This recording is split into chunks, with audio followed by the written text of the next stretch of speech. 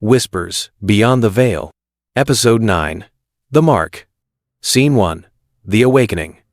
Evelyn Carter jolted awake, drenched in sweat, her breath ragged as though she'd surfaced from drowning. The morning light spilled weakly through the tattered blinds of her motel room, casting fragmented lines across her trembling hands. Outside, the sky was an ashen gray, thick clouds swirling like restless spirits.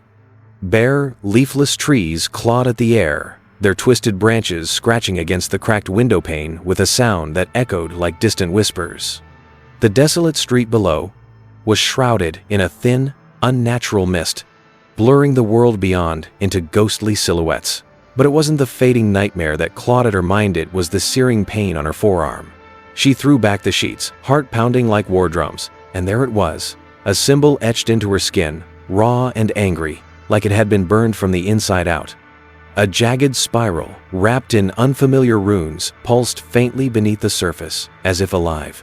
She recognized it instantly, the same mark she'd glimpsed scrawled in ancient rituals hidden within the monastery's forgotten texts. But this time, it wasn't ink on brittle parchment.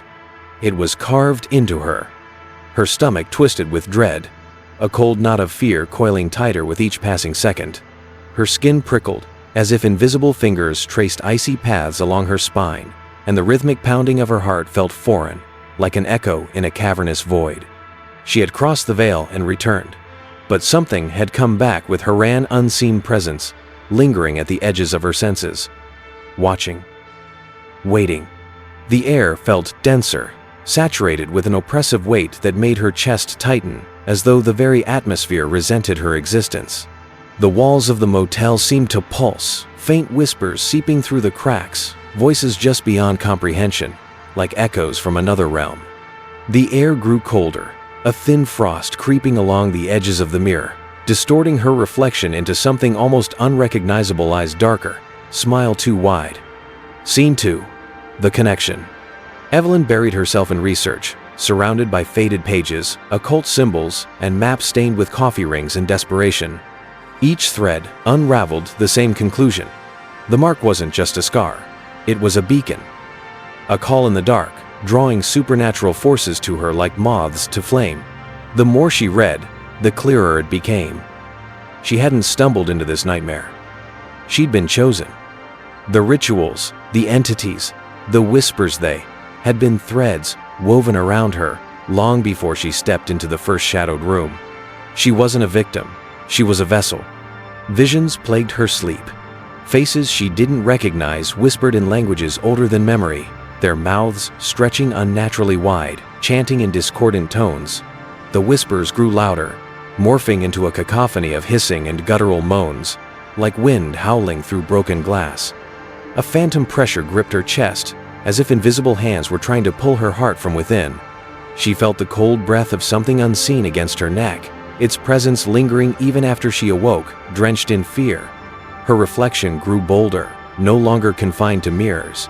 It lingered in glassy puddles, dark windows, even the glint of a knife blade. And it smiled when she wasn't looking. Sometimes, the walls bled. Thin trails of dark crimson oozed from cracks, vanishing when she blinked. Objects moved subtly out of place, books opening to pages she hadn't touched, candles flickering without wind. She could feel the entity within her now, coiling tighter, blurring the boundary between self and shadow. Shadows whispered her name, even when no one was there. Scene 3. The Confrontation. Evelyn decided to fight, but not with charms or rituals. She closed her eyes and dove inward, confronting the thing festering in the depths of her mind. The darkness welcomed her like an old friend. She found herself standing in a distorted version of her childhood home. The faded wallpaper, once adorned with cheerful sunflowers, now peeled away like decaying skin, revealing pulsating black veins beneath. The floorboards, where she had once played with her favorite wooden blocks, now breathed beneath her feet with unsettling rhythm, as if the house itself were alive and watching. A broken tricycle lay tipped over in the corner, its rusted bell emitting faint, ghostly chimes with no hand to ring it. Her mother's voice echoed softly from the kitchen, but when Evelyn turned, it wasn't her mother, it was the entity, wearing her face stitched with flickering shadows, its eyes hollow voids. leaking inky darkness. "You're not real," Evelyn hissed, fists clenched. The entity smiled, its teeth impossibly sharp, stretching beyond the limits of its mouth. "Neither are you." They clashed, a battle of wills woven through shifting memories and fractured realities. The world blurred, collapsing in on itself, her mind a battlefield where her fears took monstrous form-shadow beasts with hollow eyes, whispers that turned into screams. It whispered her regrets, her failures, her guilt, using her own voice against her. But Evelyn stood firm, fueled not by courage but defiance. "I am more than my scars," she growled, breaking the illusion with sheer force of will. The shadows shrieked, recoiling, as cracks of light pierced through the darkness, burning away the false realities. Scene 4. The Choice Revisited. The entity recoiled, wounded but not destroyed. It slithered back into the darkness, offering her a choice. "Sacrifice yourself and I'll fade, or embrace me and you'll never feel powerless again." Evelyn trembled, the weight of both worlds pressing on her shoulders. She saw flashes of what could be, a life free of fear or one consumed by it. But power born from shadows was still darkness. With tears streaming down her face, she whispered, "I choose neither."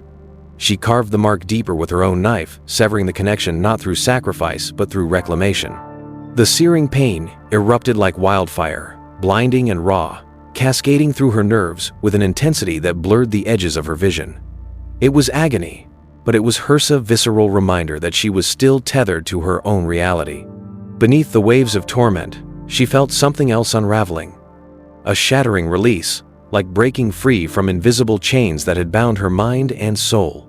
The entity's screams echoed in the hollows of her consciousness, fading with each cut, until all that remained was silence profound, absolute, and her own. The pain was blinding, but it was hers.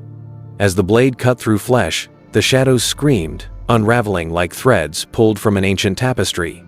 The whispers ceased, the entity's voice fading into nothingness. In the end, Evelyn stood alone, bloodied but whole. The mark remained, but it no longer pulsed with darkness. It was her scar now, a testament to her defiance. Episode 9. The Mark. End.